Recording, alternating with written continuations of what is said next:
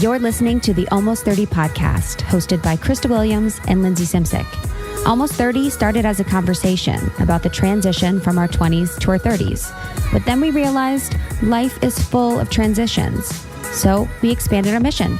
We are an intuition-led, wellness-focused lifestyle podcast that promises to deliver authentic conversations, diverse points of view, and insights rooted in optimism, growth, and intention. The Almost 30 Nation community is a group of purposeful dreamers who are smart, passionate, and always seeking the full potential in every aspect of their lives. At Almost 30, we're making magic together. We dream it, and then we do it. Thanks so much for tuning into the Almost 30 podcast. Here we go.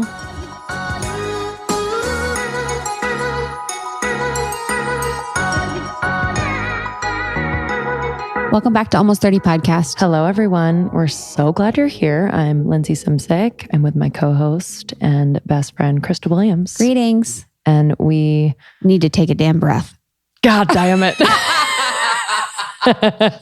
Yo, if you guys could see me today, you'd actually be terrified. I've been three different people. It's kind of fun to be. Today's been quite a journey.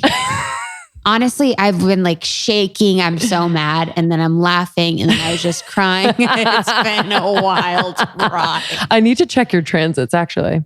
In your chart. Yeah, I actually should. I need to check something.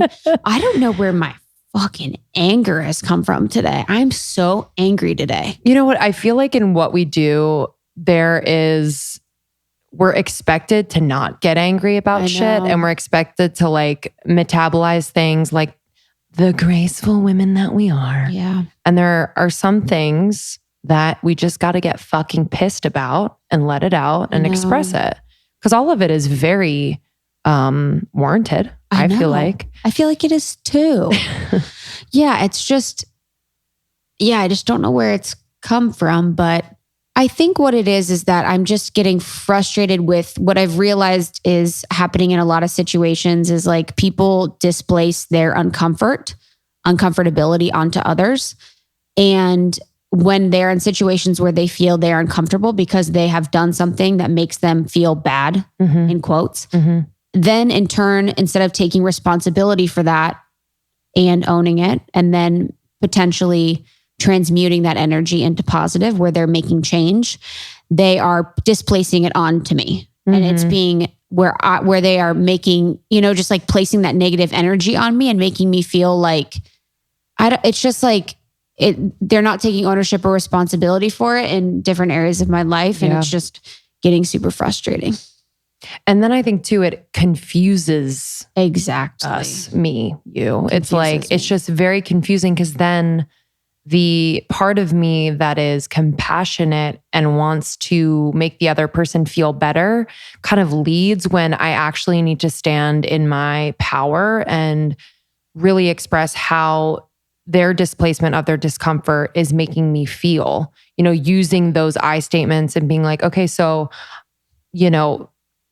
what you just said or what you did like makes me feel this way, instead of just being like, oh, I'm so sorry, like that you're feeling, like kind of going to the I'm sorry and how can we make this better? It's more of like, this is how it makes me feel, period. And allowing them to then, respond from that place rather than me managing their experience. Yep.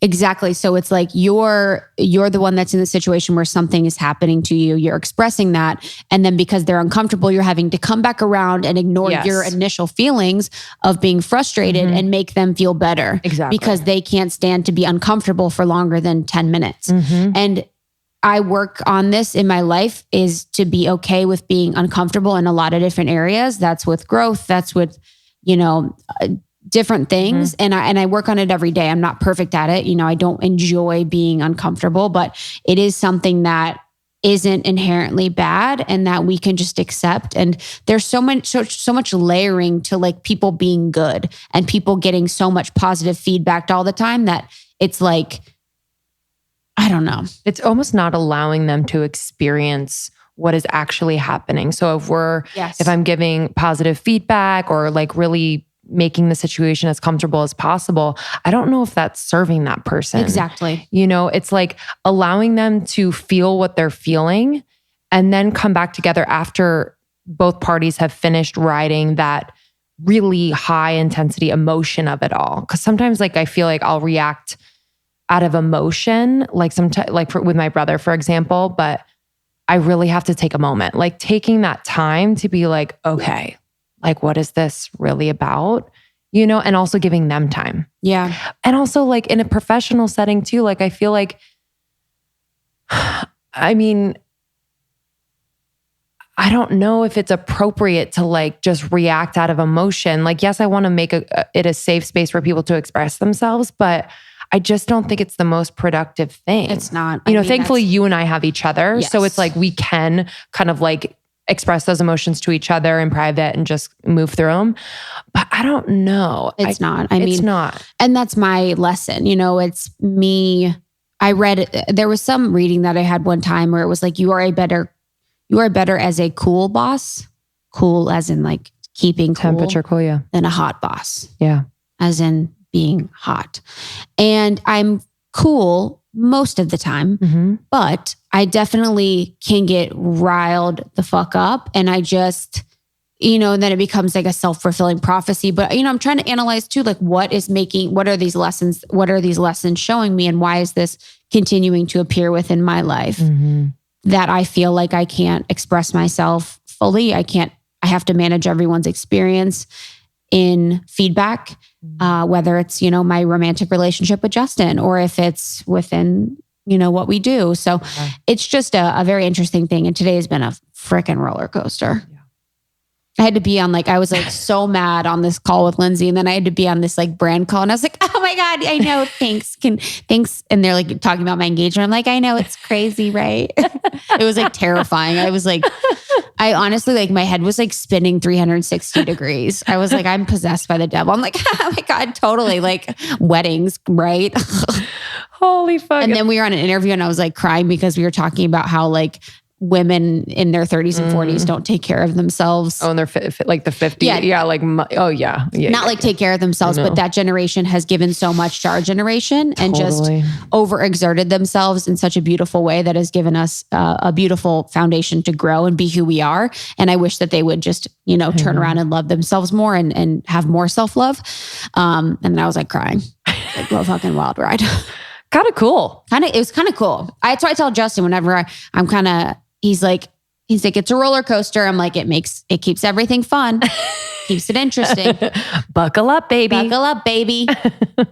You're in for a damn treat. How are you feeling? Like it's been a couple weeks since you announced. I'm feeling really good now. I've actually had really good advice from people about enjoying the process. And to be honest, I haven't done anything. And it's actually been really interesting to see my family. Like my mom has been so cool about it. Like I told her I'm not planning until 2020.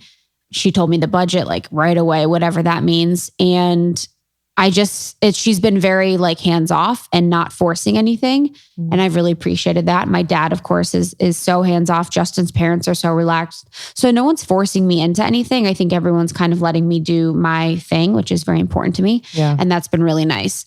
You know, Justin and I have talked about it kind of, but I think we're going to focus on it more next year. So I'm just really chilling, to be honest. Yeah. It's kind of nice to have that marker of the new year and like just enjoy the rest of the year and like not feel that need to plan. I just want more clarity on it. I want more like help understanding what I should do. And I don't know, but it's fun. Totally. Like what's fun is just having a common thread with a lot of people is like, oh, what do you think I should do? Just like having people say like what they think I should do, or like learning from people what they did, what they wish they didn't do, what they, you know, it's kind of fun to hear people's stories with it because it's so emotionally intense that they have a lot to say. Yes, totally. And I think like, at least recently we've been to a wedding or two and just like been in those situations where we can kind of take things in and be kind of close to it. I've never been in a season of weddings. I don't know if that's like coming my way, but it's always, like you said, just a very emotional time. So like, because it's not mine, I'm able to be such an observer, which is cool. I hope I can like kind of retain that if that ever becomes mine. But honestly, oh, good. How are you feeling about love? How am I feeling about love? I'm feeling so good. And I've been like thinking about that, like, oh, what about it do I talk about? What about it do I keep kind of close? What about it, I don't know. Do I make public? Literally, what is it? But to update people, I reconnected with someone in New York when we were there for tour. And it's been pretty wild since then. And we've known each other for 8 years and have always just been so drawn to each other, not just like attracted to each other, but just had this like pull. And yeah, we're dating, and it's really, really beautiful. I had this crazy fucking dream last night and I don't know what this means, but I think it's just kind of like this deepening of like how I'm feeling about it all and how like open I am. But like we were living together, and then he told me that like he wasn't going to exist in a year. It was like this weird thing, like as if he was like gonna die or something like that, which was like so weird.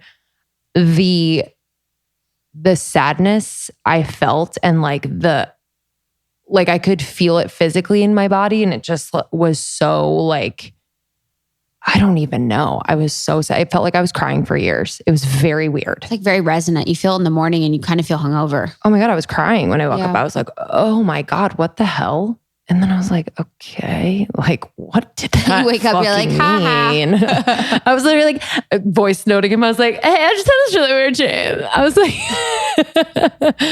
like, he's like, okay, cool. He's like, I'm alive.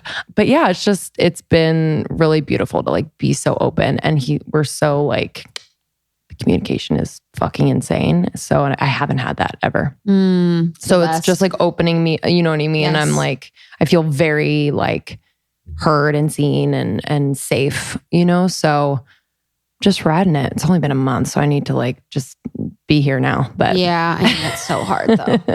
It's crazy in your dreams when you have those emotions. Just oh my God. Lately I've been having dreams where I have I don't know if I could say this out loud, where I'm like crushing on someone. And I wake up with that yearning feeling of what it feels like when you have a crush. Totally. Where you're literally yearning for them.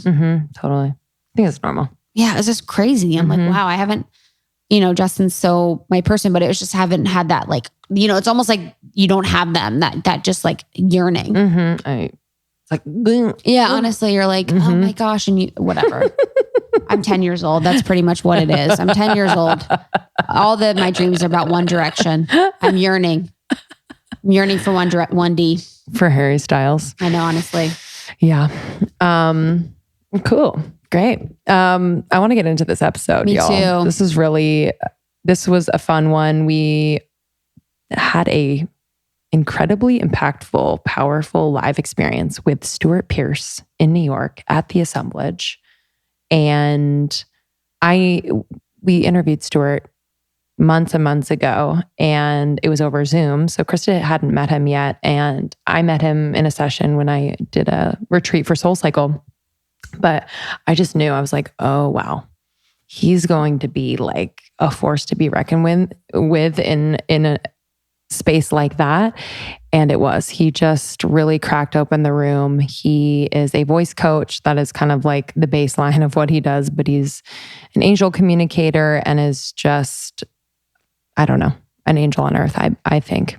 It was we knew it was going to be powerful, but it felt like such a amazing moment because it was someone that I feel like isn't necessarily on the scene that we're introducing to our community. And voice alchemy and tone resonance is going to be the biggest thing in like 2021.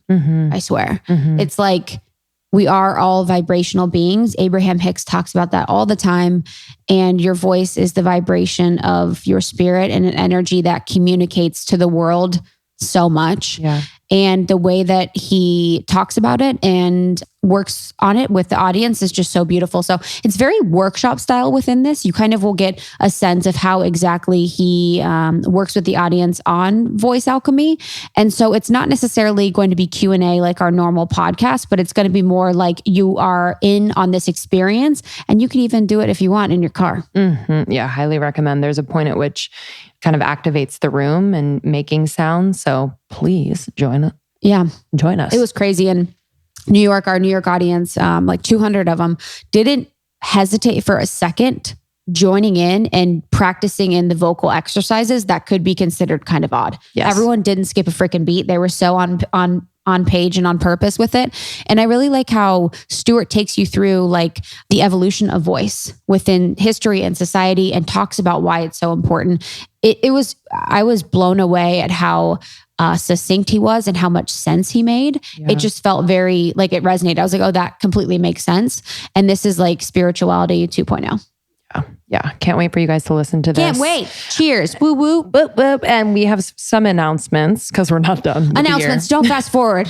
Not done with the year. So we have our Australia tour dates coming up. Yes. So we are in Melbourne on the 26th and Sydney on the 28th. Yep.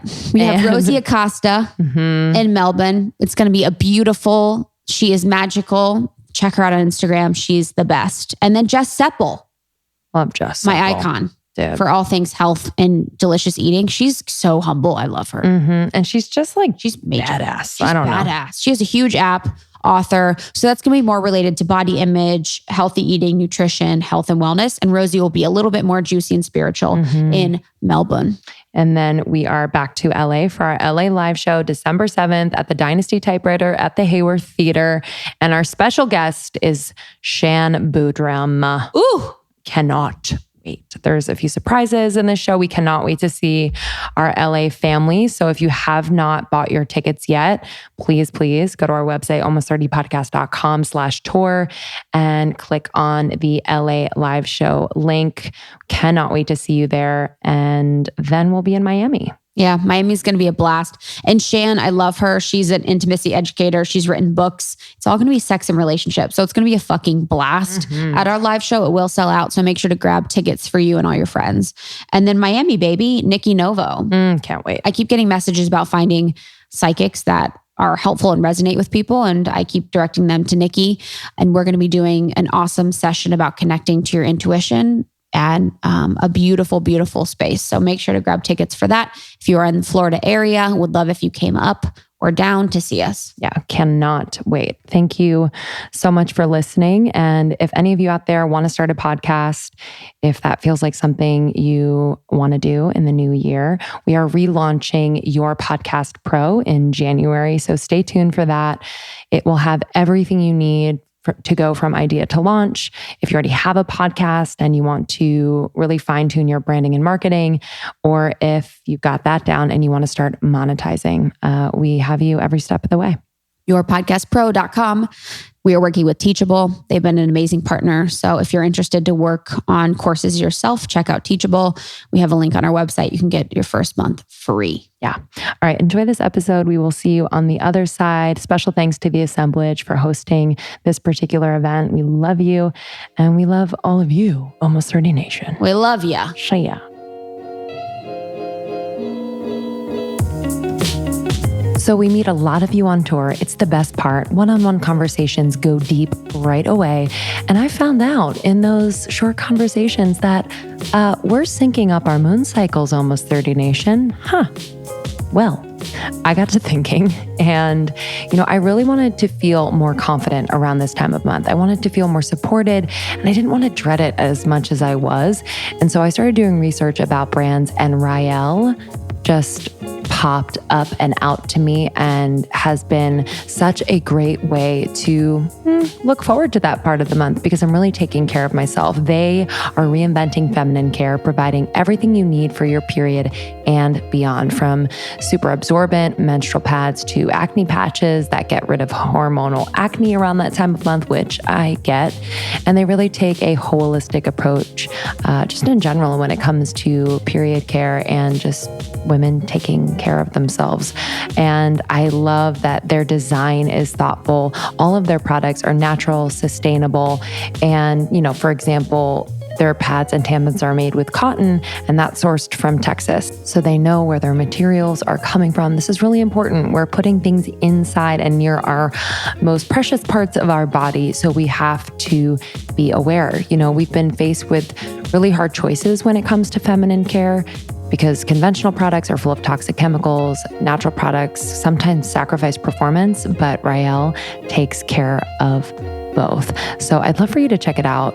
Go to getrael.com, GETRAEL.com,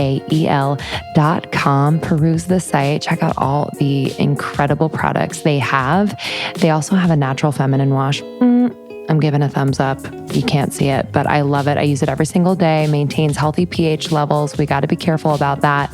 So check out getrael.com. Use our code almost30 for 20% off. And I would like to mention, if you have a Target store nearby, Rael Period Care is available at all Target stores nationwide. That's getrael.com. Use our code almost30 for 20% off. And then if you have a Target nearby, go to Target. Rael Period Care is available there.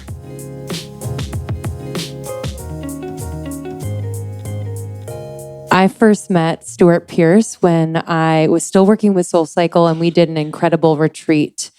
And as you know, if you've taken SoulCycle, your voice is so important in a room like that, just as it is on the podcast and what we do. And I was just so profoundly touched by his work. And I knew that wouldn't be the first time that we worked together. Stewart is an internationally known vocal coach who has worked with such powerful beings and angels like Princess Diana and Hillary Clinton and Marianne Williamson. And he is, I think, an angel working on earth. I won't say it, but I'll say it. He is channeling beings all the time, and is just such a special, powerful light in this world. And I'm so grateful. He's here with us tonight. I've been looking forward to this for a very, very long time. So please, all we ask is openness. And without further ado, Stewart Pearce.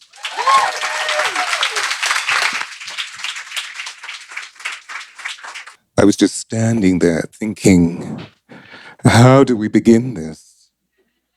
Because it feels so cozy, and I don't know whether I'm going to sit or stand, but I'll get there in a second. Because as always, when you fly around the world and you give wonderful presentations, never quite know what's going to happen, who am I going to have in front of me, whether I'll be able to see them, will I not be able to see them, etc., etc. Firstly, wow. These two amazing young women touched me so deeply. And I was just thinking when you were speaking, has anybody ever interviewed you on the podcast? Because if they haven't, I want to interview on a podcast because they're always interviewing people, right? So I thought, okay, so that's really, really interesting. And I love so much of what is being shared. However, I'm going to share a few things for you as well. Where do I begin? What really excites me right now is this. When the women's voices are aroused, the mountains move. This is an old Japanese proverb. When the women's voices are aroused, mountains move. How does that make you feel, ladies? Yay! And so I've been gifted by meeting extraordinary people around the world, particularly ladies. But I'm not, there are men here this evening, so I'm not going to, hi men. I mean, you're here in the minority, but I'm really glad you're here, representing the brotherhood, stepping forward as the divine masculine. It's absolutely wonderful to see you. But all of these beautiful ladies, and what I've discovered over the years is that most of the clients that come to me are very powerful ladies or not so powerful ladies, meaning those that are established or those that are beginning to establish themselves in the world. So that's why I begin with, when the women's voices are aroused, the mountains move, because your voices are aroused right now.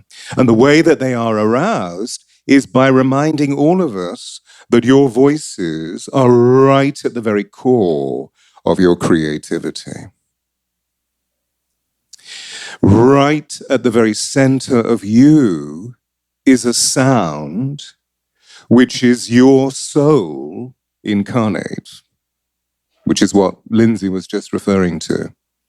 And so what we're going to do this evening is to not just remind ourselves of the fact that right at the very core of you is this sound, but what we're going to do is to expand that whole thesis so that you have not just an idea, but also a physical experience of what that note is. Because when we find that note, that signature sound, we have the power to create or the power to destroy.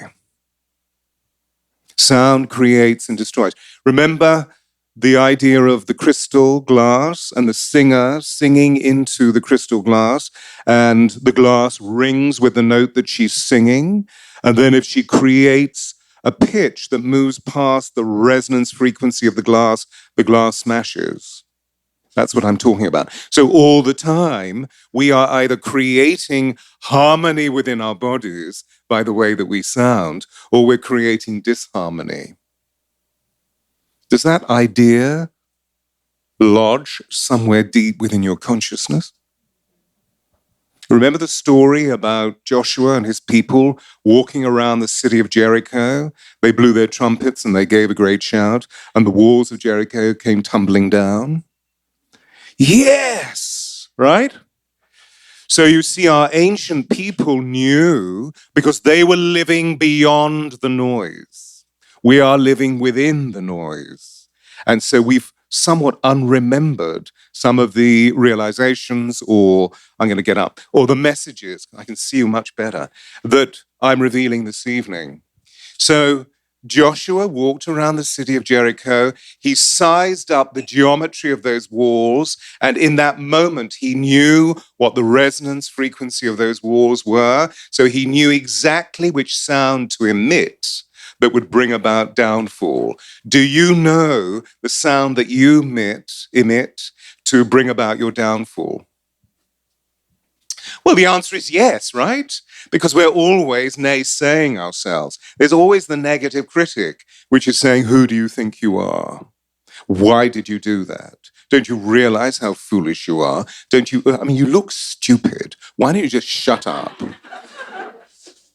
And then the positive life coach comes in as the Salvation Army and says, you look really good. Don't take any notice of that. And then we get this terrible squabble going on between the left and the right hemispheres, between the positive life coach and the negative critic. That's really what I'm talking about, you see. And the objective that I want to reach for us this evening is that right at the very core of our beings is this note. And then when we sound it, we bring the whole of our biochemistry, we bring the whole of our cosmology into creation. Now, you may say that's a very poetic way of putting it, but actually, people way back, before the noise, beyond the noise, believed this absolutely, so that they would say things like, the voice of an individual is the index of their character.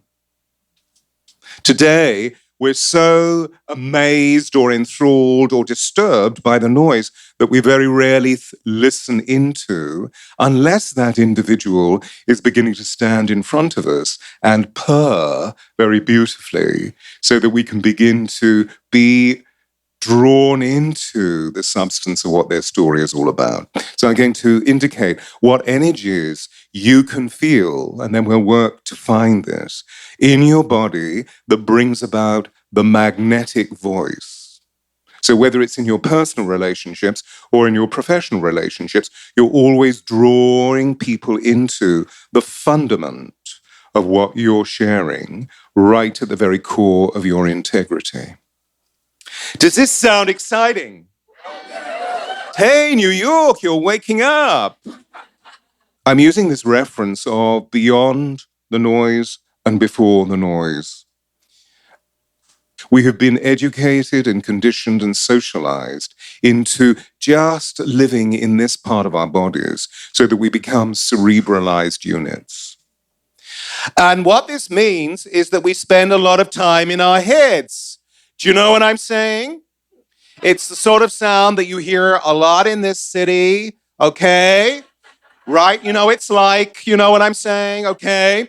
Yeah, and I mean, with this microphone, I know this sounds a little bit weird, me doing it now, because I've just shifted my energy, but all I'm doing is speaking in my head, okay? So this is the transmission of ideas, but I'm just going to stop doing that.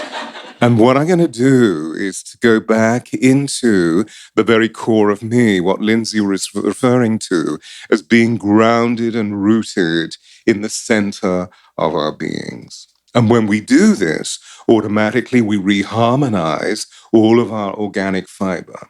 We bring all of our biochemistry back into coherence, not into dissonance. We bring it into consonance. We bring ourselves back into harmony.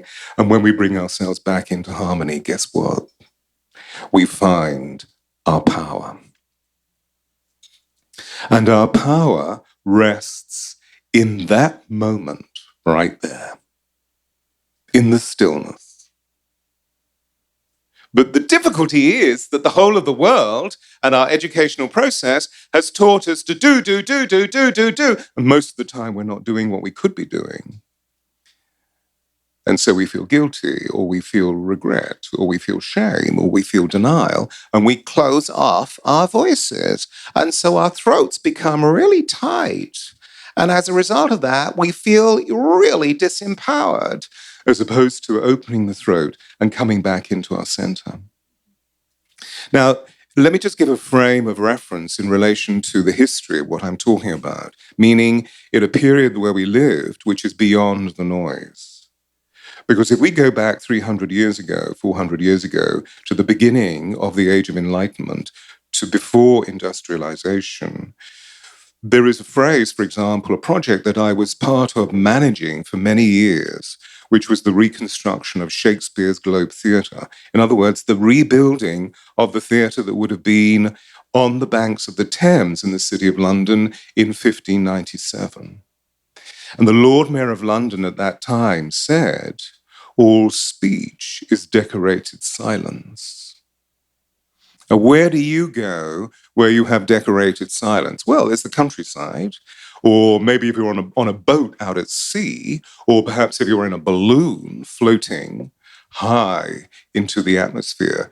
But if we're in urban communities, there is very little stillness and there is very little silence. And so we forget about our voices because we have to push them into our heads in order to be heard.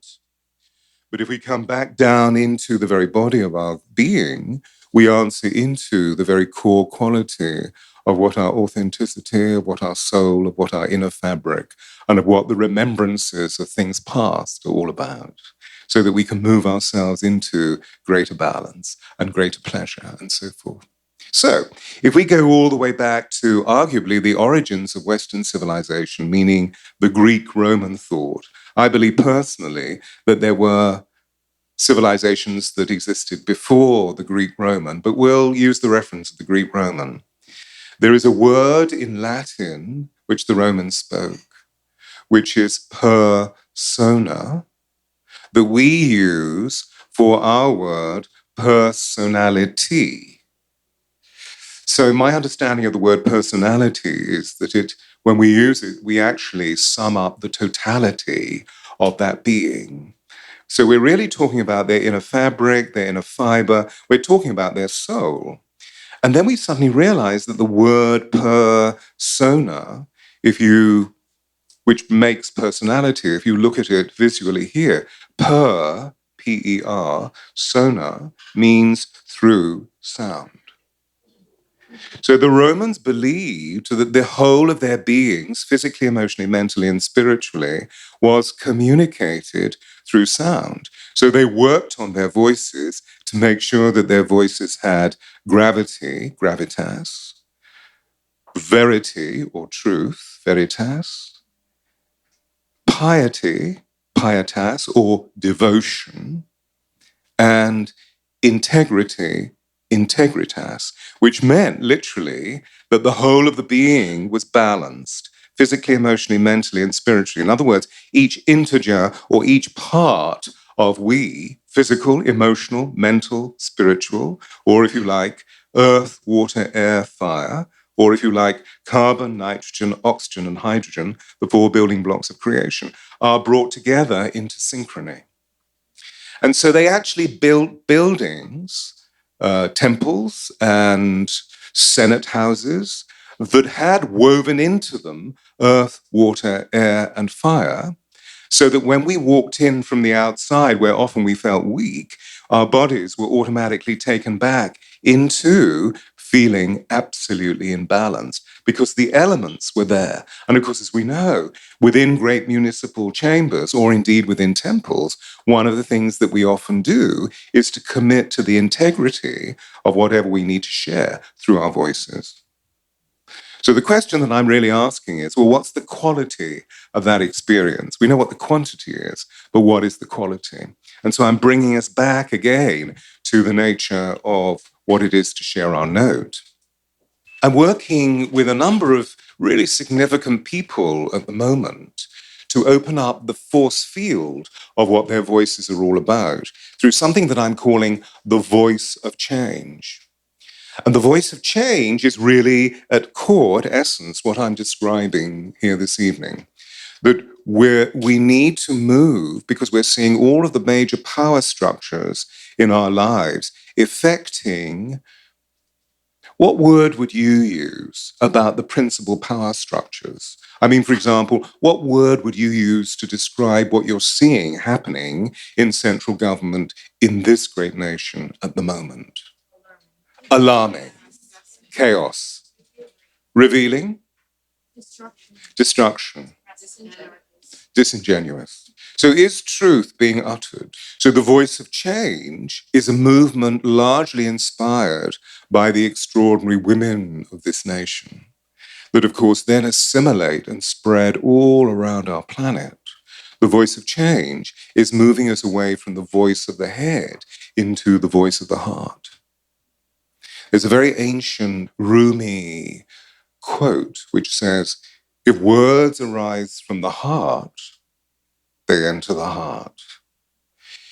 If words arise from the tongue alone, they don't pass beyond the ears. So ask yourself this question, am I using the voice of the heart, or am I simply using the voice of the head? Am I using the voice of the tongue or the voice of the heart? You know, I was an actor in the 70s and then spent 40 years training actors as well as working with public personalities. And the key ingredient for all great actors is a truth of feeling statement.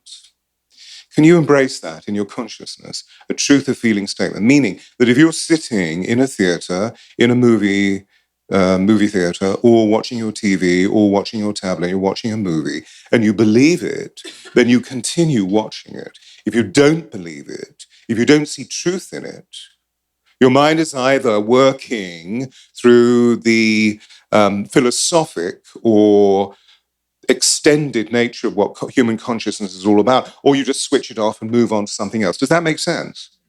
So actors energetically, physically, emotionally, mentally, and spiritually have to work on their physical instrumentation to find the energies that literally depth charge the truth. And one of the ways of doing it, and I would suggest to you the primary way, is right in the relation to what I've just been sharing you about the voice. That if the words arise from the heart, they enter the heart. If words arise from the tongue alone, they don't pass beyond the ears. So there's a way of saying, come live with me and be my love, and we will all the pleasures prove, or come live with me and be my love, and we will all the pleasures prove. Now, which one would you prefer? So it's very simple, isn't it? You can see the shift that takes place, but it may be considered to be a clever trick or a clever technique. But all I'm doing is moving energy in my body from here, the cerebral resonance of the ideology and the industrialization of our peoples, which is all about the philosophic, the ideologies I've just said, or indeed the cerebralization of what our mechanistic approach to the universe is all about, which is increasing and increasing and increasing through the extraordinary nature of information technology, so much so that we're moving into the field of people losing their jobs and everything is being handed over to AI. And then we come back into the thing that I believe most of you are really interested in, as well as being interested in that, because that's the reality of our world. Otherwise, there's no way that you would be here this evening. And you would no way be listening to almost30podcast.com. Something is stirring deep within you. And so here's another way in to help that stirring so that it doesn't quake. It actually becomes a really powerful part of your daily process as you're living and working and becoming the extraordinary being that you want to be. What is the greatest vision of you that you wish to create? Well, personally, I believe it's the miraculous side of you. And the miraculous side of you is that feeling is the language of the soul. Thinking has nothing to do with it. Now, we can use this as a compass to direct our way. But as I was saying earlier, wouldn't you agree that most of the time there's this argument going on between left and right brain? Shall I, shan't I, will I, won't I? Who do you think you are? Well, actually, I think I look pretty cool. No, you aren't. You're stupid. What did you say that for? Etc., etc. The negative critic and the positive life coach.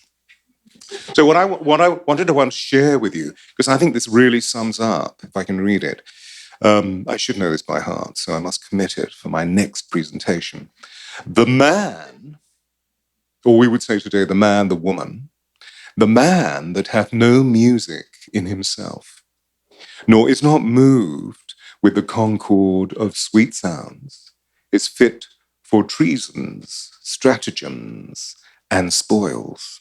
The motions of his spirit are as dull as night, and his emotions as dark as Erebus.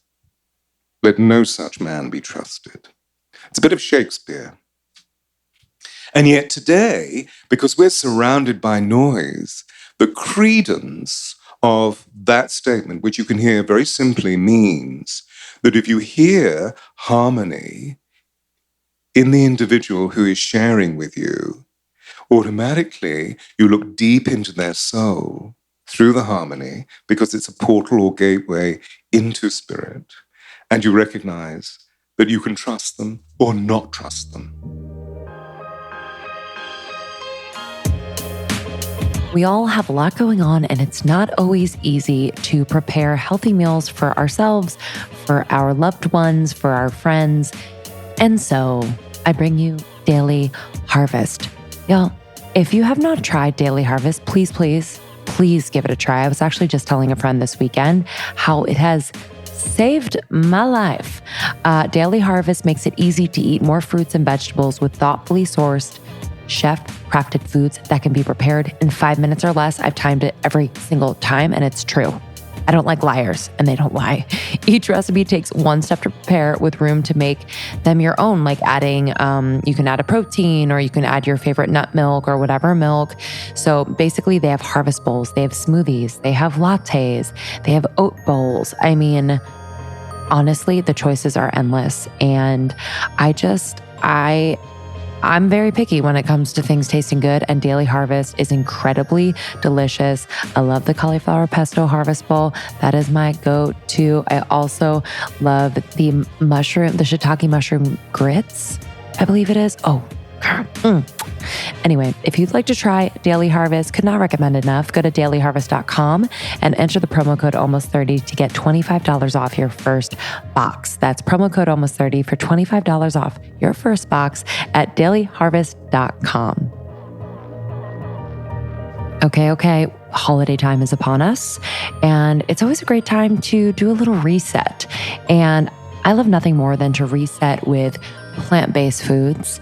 Honestly, it makes me feel the best ever. And Sakara is my go-to. Sakara makes organic, ready-to-eat meals with nutritious and delicious plant-based ingredients that are designed to help you look and feel your best self. So they have meal programs, breakfast, lunch, and dinner, and they're delivered right to your door, ready to eat anywhere in the US. It takes very little prep. Sometimes you heat things up in a pan, but that's about it, y'all. It's super, super easy. And the menu is always changing. So it's changing weekly. You'll never, ever, ever get bored. And they also have supplements, teas, and support from a certified health coach to help you stay on track. Sakara will not disappoint. We love them so much. My favorite meal of this past week was the Thai burger. This is a sweet potato-based burger with rainbow slaw, roasted root fries. What?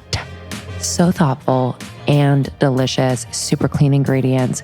You can't go wrong. So visit sakara.com/almost30 and use the code almost30 at checkout to get $60 off your first order.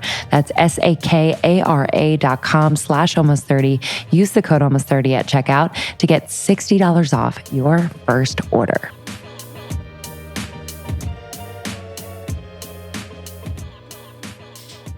I remember 25 years ago spending 3 hours with Maya Angelou. Remember Maya Angelou?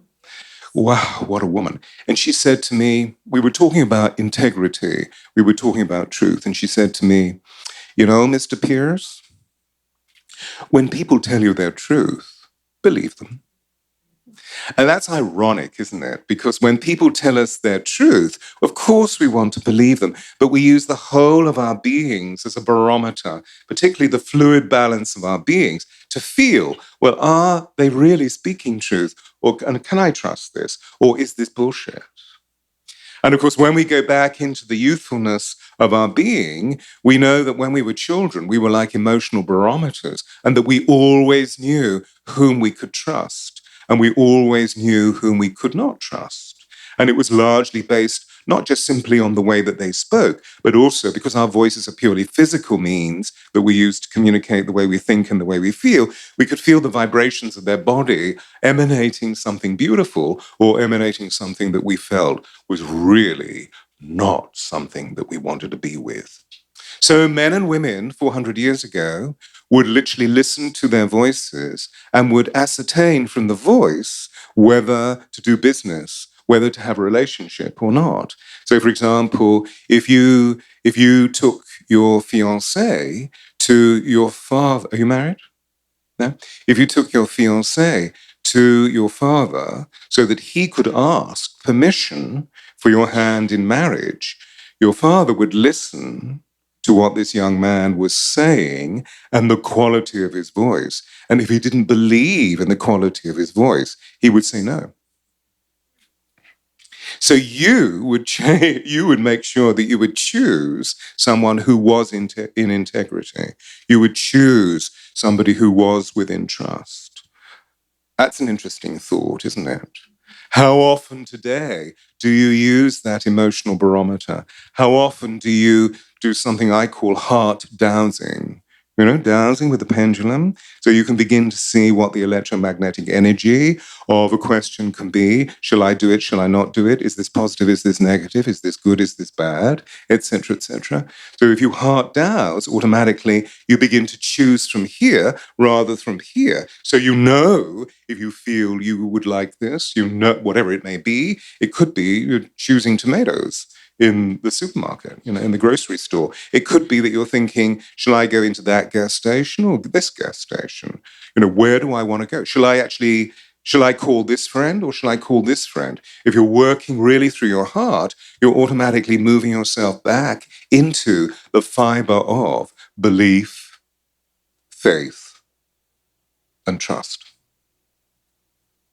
And by so doing, you'll open up a plane of energy that is going to create ripples that will expand throughout not just the environment in which you're placed, but elsewhere. Heart math gives us the science. Heart math is an extraordinary form of therapy to bring us back into balance so that we have healthy hearts, because we're recognizing that the heart is the seat of the soul, not the head. That if we're in our hearts, we automatically begin to open to whatever we need to be able to do in the world, which I'm not saying we give our power away. What happens is we become aware of our sovereignty, and becoming aware of our sovereignty means that we're able to really mark what our energetic boundaries are. And recognizing that we often give our power away through the sentimentality of the fact that we feel insecure, that there's an uncertain sense of self. And earlier, Lindsay was talking about the angelic brotherhood, or the angelic communion, rather, which we're hearing more and more and more about today. Look into the reference of angels love for the sake of love, whereas we often love for the sake of being loved, which is very different. And yet, if we want to move into the purity of the vessel that we often see as being angelic, all we need to do is to borrow the principle of, well, maybe all I need to do is to love for the sake of love, and then automatically everything moves back into balance. So there are many, many, many different ramifications of what I'm describing, but I can see how you're so excited by this that I want to take you through a process so that we find your note. Is that a good idea? Yay! So that you leave here knowing exactly what your note is. And let's just see, well, what happens to your being when we find your note? Okay? You up for it? What I'd love you to do is just to feel your body as aligned as you possibly can in the way that we were through the meditation. And what I mean by that is just feeling how grounded you are and how your spine is as aligned as you possibly can be. And then just close your eyes and imagine that running up and down your spine is a laser beam of light. And give it a color. Maybe a silver white laser beam of light. In some practices, this is called the pranic cord. And just see it going down through the base of your spine, through the floor here, into the basement beneath, into the earth's crust, through the soil, through clay, through stone, through rock, into bedrock. So it burrows deep into the womb of Mother Earth. And notice how she comes to hold you in her unconditional love, which we call gravity. If you wish, ask her for a gift, ask her for a blessing, ask her for a sign. And whether anything comes or no, don't worry, because texture is opened. And siphon that up through all those feelings or presentiments or intimations, visions, through the rock, through the stone, through the clay, through the soil, through the earth's crust, through the basement, or if this is the basement, the floor here, back into your body, and draw them into your heart's secret chamber, whilst the beam of light continues up through your spine, and then shooting off through the top of your head, through the building, through the atmosphere, the planet, and go right off into Father Heaven. So you have this amazing conduit of energy, and we're going to breathe down through it and find the breath creating sound. So just let all the breath go. Just blow it out through your lips. Feel the need to breathe. And when you're ready, breathing wide and deep, breathe in.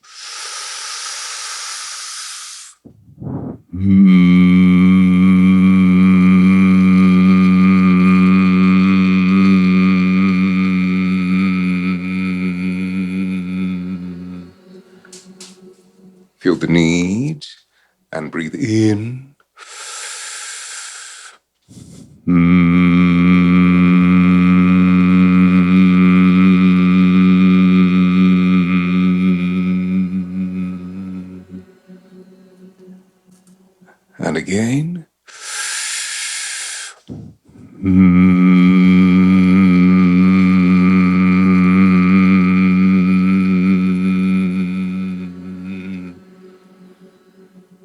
And now try.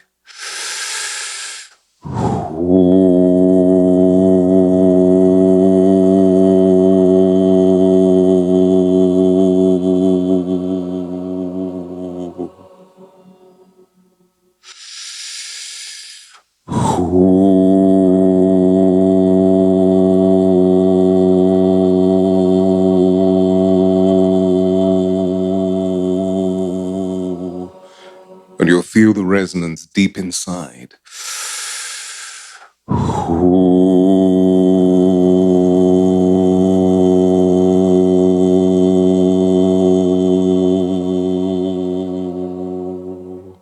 And now we're going to lift it.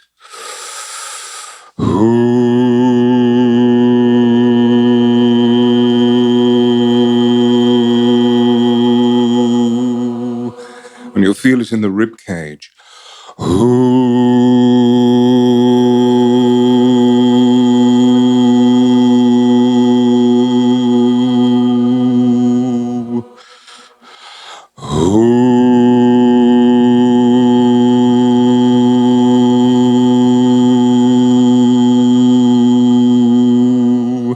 And then lifting higher.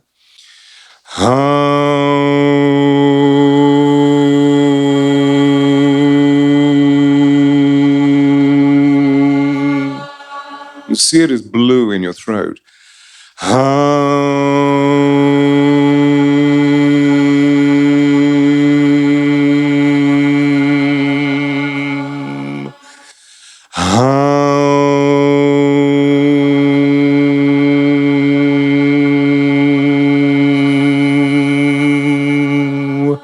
And then higher.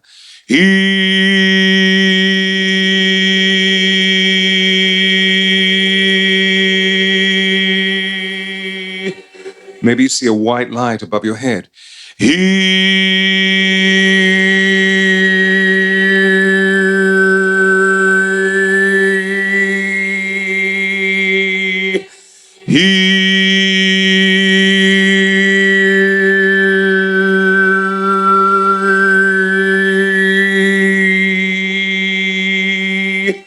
And then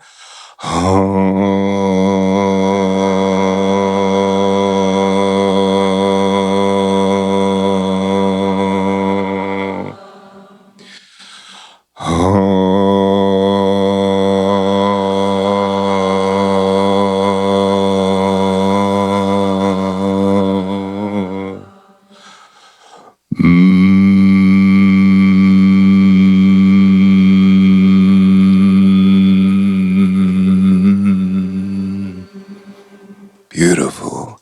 And then just breathe in and out and just rest. Keeping the spine as aligned as you can. Try not to cross anything over, arms or legs or hands, and feel the stillness. Keep your eyes closed. That's beautiful. Feel you soaking in stillness. So effectively, you see, you're soaking in soul. Your soul, my soul, our soul.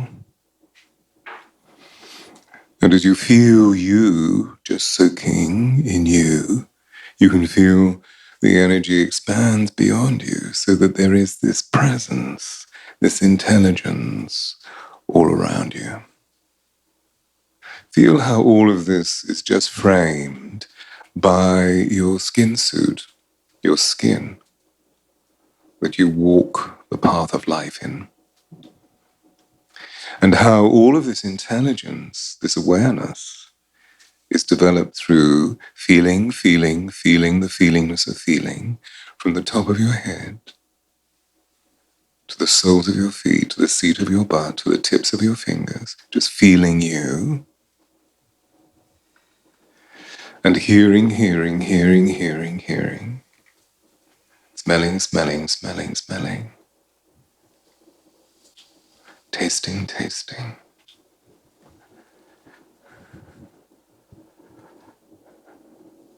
And then when you're ready, just opening the lanterns of your eyes. Well done. How do you feel? Somebody down here feels really good. Okay, so how do you feel? Speak to me. Centered. Bliss. Grounded. Full. Connected to spirit, yeah. Isn't it interesting how when we move into that stillness, we feel the vastness of the universe? As our energy field expands, we begin to feel the limitlessness of the universe. And yet when we're contracted by doing, we feel ourselves to be so limited. So the quest is, how can we find a way of balancing the doing with this being? And the answer I'm offering you is, because sound is at the core of creation. You know this because it was the very first thing that you achieved as you shot out of your mother's birth canal. The very first thing you did was to go, you made this great roar of life. And then you went on, swearing undying love, being interviewed at school or professionally, and the quality of each experience was based on the way that you were actually feeling the sound resonate within you. Anyway, so what else are you feeling? Feeling is the language of the soul. Well, what about I feel me? And me feels good. I feel a sense of well-being. Or is it not? Because if it's not, let's deal with it. I feel that there's a sense of power within me that it's a long time since I've really felt this quality of centeredness. And therefore, there is a delight running through me that will allow me to empower myself into creating formidable possibilities. How about that?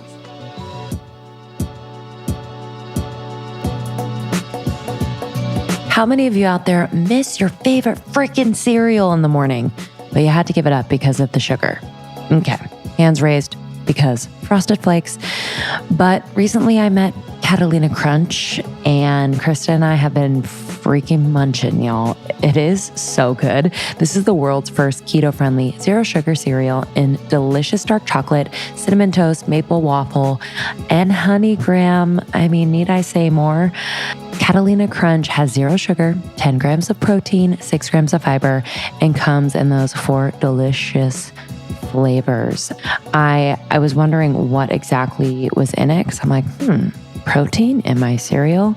And this cereal has plant proteins and fibers. So it has 7 plant proteins and fibers, which is designed to keep you fuller for longer and promote gut health. There's no 000 artificial ingredients. A lot of cereals have artificial flavors and sweeteners and all that shit.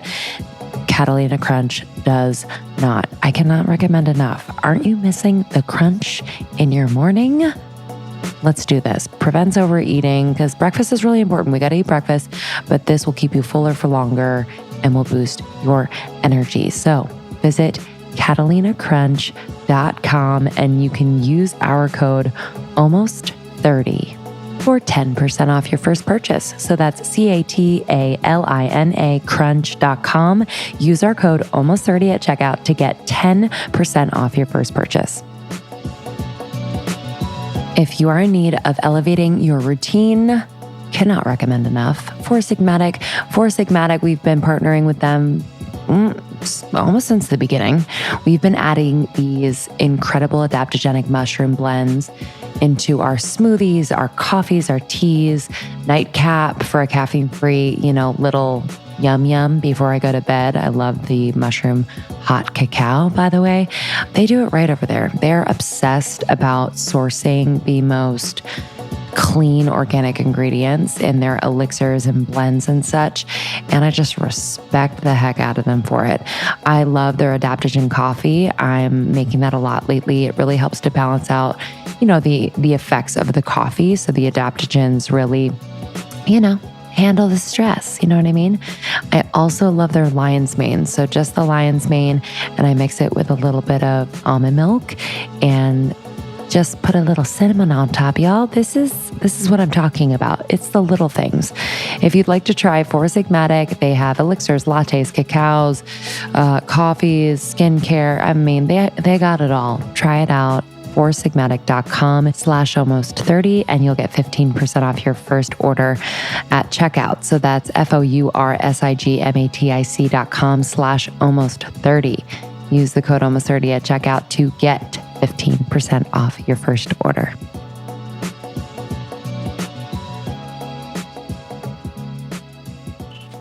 So surely the first thing is that this is drawing us into being mindful, that there is another possibility, that there is another choice.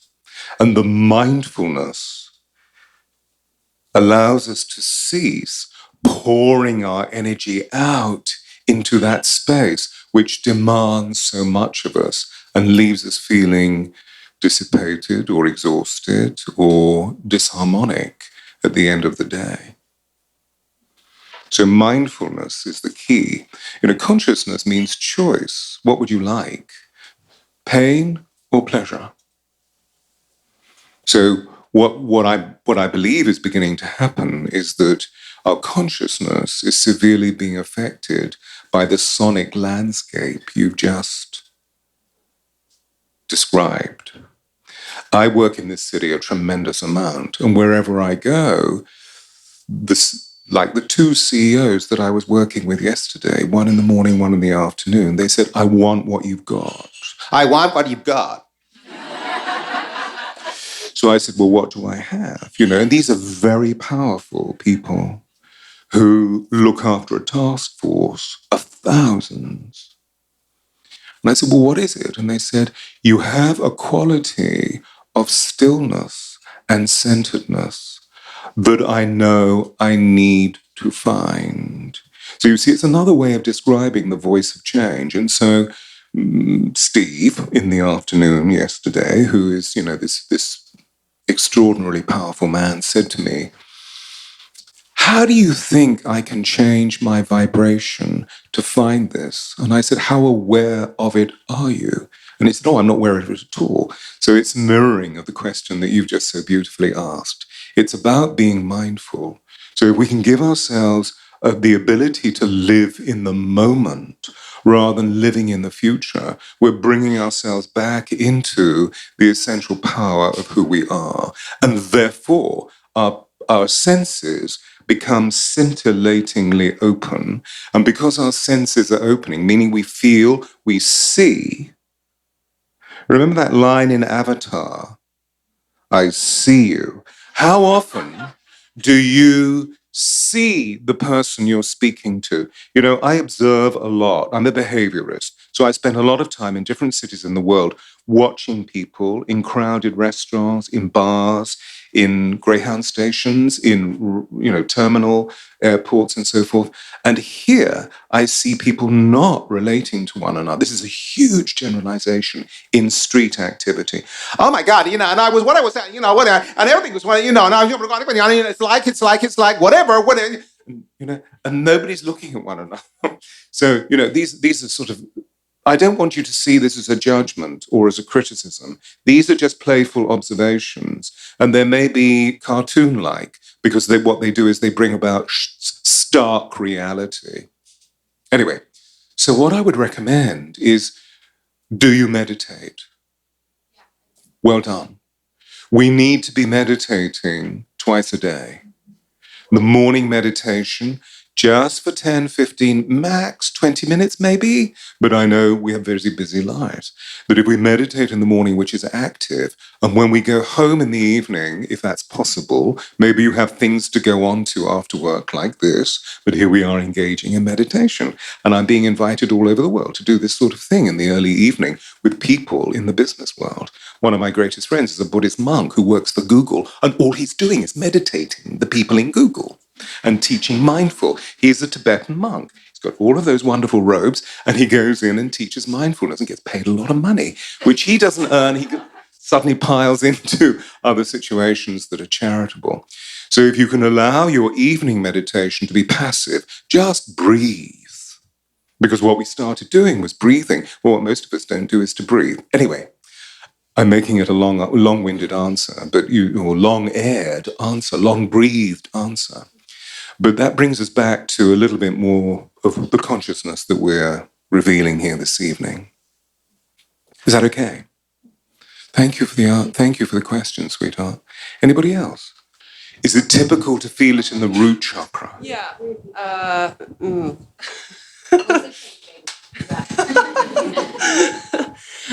Just curious, like I know a lot of people talk about heart chakra, and for me it's a very visceral experience, maybe spiritual, but I'm just curious, like, is it normal to feel it, your voice coming from the root chakra, and is that something to embrace or something to look at?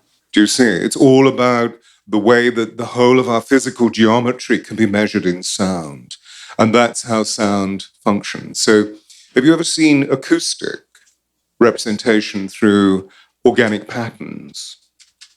It's called cymatics.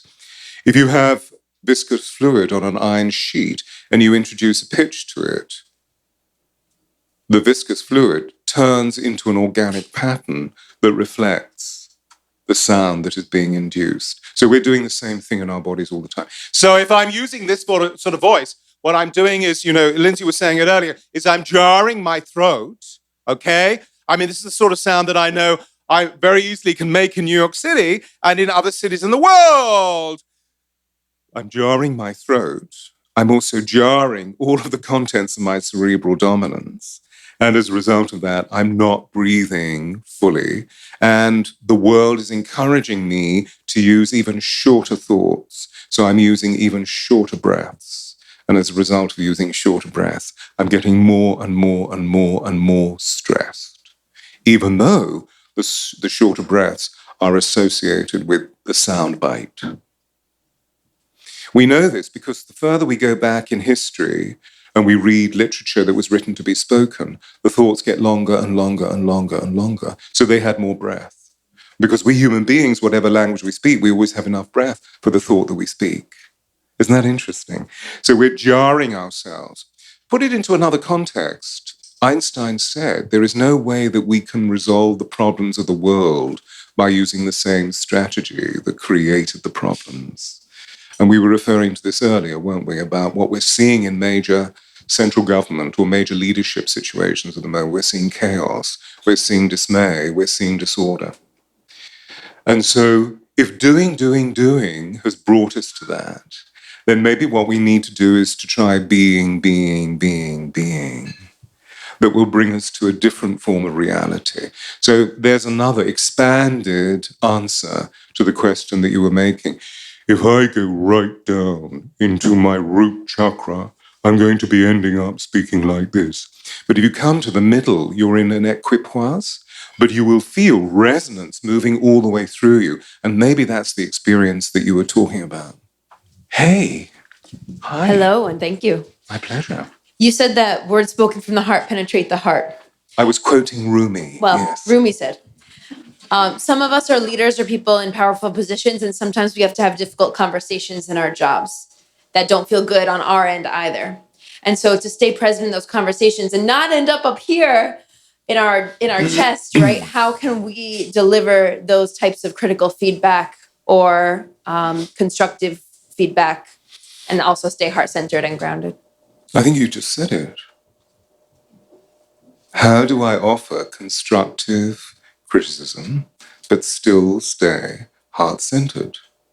So evidently, if we're going up here, we're not heart-centered. What we're doing is becoming defensive. And we're becoming defensive because we feel insecure, and we're feeling insecure because we feel unsafe. But if we look into somebody's eyes and we empathically open to the substance of their predicament, if they're in denial, we can say, you're in denial from my perception. But there's a difference between confrontation and carefrontation. And so really what I'm dropping, what we're, fascinating question we're dropping in here, are what are the symptoms, or what are the facets, or what are the idiosyncrasies of neo-paradigm enlightened leadership? Is grace present in that moment between you and that other person? How's that? Thank you. Is that good? Yeah. Carefrontation. Try carefrontation, yeah. Move away from confrontation. Confrontation is an old paradigm, isn't it? And it's to do with people competing with one another, you see. There's no co-creation. And it will always lead us into codependency. We will always give our power away.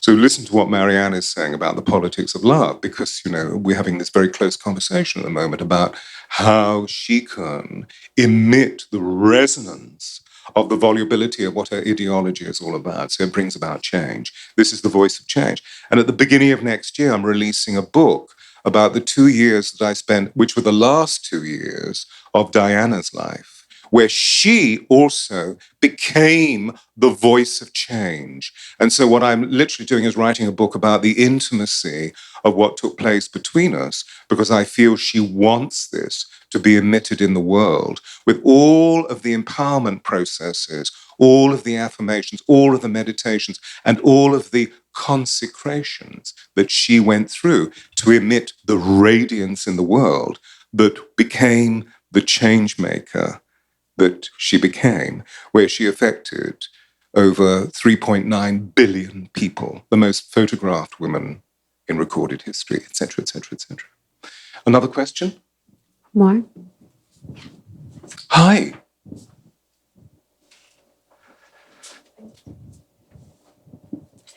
So I was just wondering, when I'm here, I'm understanding everything. It's really easy for me to drop into that. But then I'm thinking about where I would be using this in my everyday life. And I get a little anxious because I don't know, like when I'm speaking, how I can hold that energy and how I can hold that space. And then also be thinking about what I'm teaching or what I'm talking about. I'm just thinking I talk a lot about, like, with what I'm doing, sustainability and what's going on in the earth. And so it's really easy for me to get caught up in the facts and all that kind of stuff. So how do I come from a place of centeredness? Read this. Okay. So this is my first book, which is called The Alchemy of Voice, which addresses absolutely what you're talking about. Because essentially what we're talking about is mindfulness, aren't we? But the difficulty is that when we absorb data, and I believe that the era of data collection is over, that we need to move into experiencing it. Now, obviously, as far as digital data is concerned, the era is just beginning into AI and so forth. But for us, we have all the information we need, but we're living on a planet where the conviction of love is less than the conviction of hatred. And conviction is a force multiplier. So what this evening, we're looking at how can I move back to taking the information that I've just absorbed on a cerebral level and feel it out so that I know that it sits in a different part of my being and therefore becomes an embodied reality. Or if it's mechanism and strata that we don't want to draw in our bodies, then we place it over there and we make sure that we're with people whom we care about, who provide us with energetic boundaries whereby we can actually see the worth or the lack of worth in it. And if it is not worth anything, then just let it go off into the cosmos. Because energy is energy. It will not be destroyed. It will just be turned into something else, but much more positive. This has been amazing. We're going to have to finish, aren't we? This has been amazing. Thank you so much. You've been so beautifully attentive. So, and it's not easy, and, spatially, it's just not easy to meet you and to reach you. So you've just been extraordinary about this. And I feel now that we're all in a field of harmony where I know you. Do you understand? I see you, except for one or two people who've been ignoring me all evening. But I see you. I see you. The way forward is transparency. But there's a way of being able to dispatch it. And what most people do is to project spleen or anger onto you rather than just simply saying, I see you. And so thank you for revealing yourselves. And I wish you well. And I know we'll meet up again somehow. I can feel it because I see people here who feel like friends. Thank you, Stewart. Oh, thank you, Mahan. Thank you, Stewart.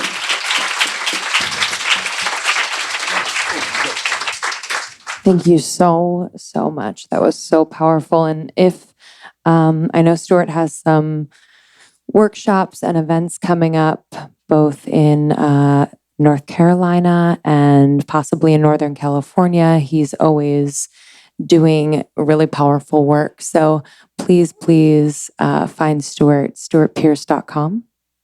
It's stewartpearce.com is the corporate site. What we didn't reveal this evening is that I'm an angel emissary. So you can go to the angelsofatlantis.com where... It's our next show. That's another story, right? That's another story. Where you'll see that the workshop that I'm doing in Cornelius, North Carolina on October the 20th, if you know anybody, is all about how we can become more present to the metaphysical energies and make them part of the terrestrial energies that we're living. Because we don't have to do this all alone, right? We have a whole spiritual communion around us. It's just that our culture hasn't necessarily led us to a belief in using the embodiment of this energy. Thank you. Thank you. Bless you.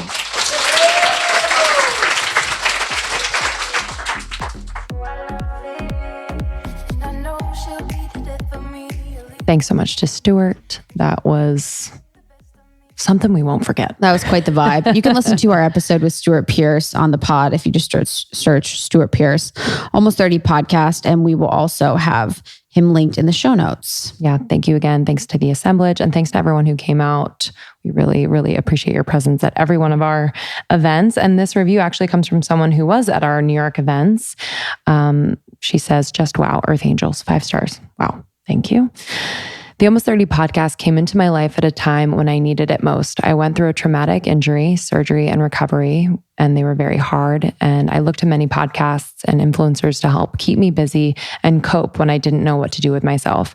Krista and Lindsay have completely changed my life. They have opened my eyes to so many things I didn't even know existed and have made me curious about so many things.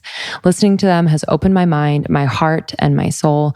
I love listening to these two because they are so relatable, knowledgeable, and authentic.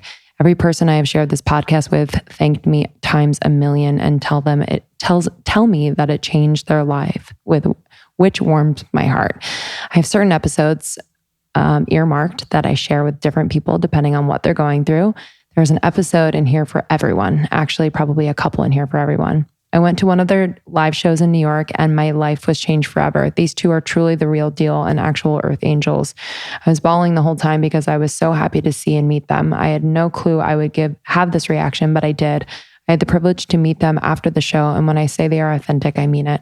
I've never met hosts more interested in their audience. They were so genuine in our conversation, and I cannot wait to see them again in person. These women are doing big things and will change the world, and I'm totally here for it. That's Jesus from Aria. Christ. I know. Aria. Thank you so much. I remember her injury. Mm-hmm. Wow. Thank you so much. I'm super grateful. I'm grateful for you guys. I really, you guys never cease to amaze me and prove to me my standards need to be higher for humans in the world because you guys always show up and are so kind and warm and sweet to one another and sweet to us. So I really appreciate you guys being a part of our lives. Yeah. And just so you know too, like, when we meet people after the show, it is just as much like we get just as much out of it. It's like you have no idea. Yeah. So thank you. Yeah. Thank you. Thank you. Thank you all for listening. And yeah, definitely share with your friends or family if you feel like it could, improve their life or just inspire them. That's been, such a common theme among our community where they share with others and then they grow closer and that they get help that they need or just feel less alone. So thank you. And we will see you on tour. And we're nearing the end of the year. So, be good to yourself. Yeah. Truly. Oh, yeah. Wow. Seriously. And thank you for writing reviews. It means so much. We will see you on the next one. Love you. Love you.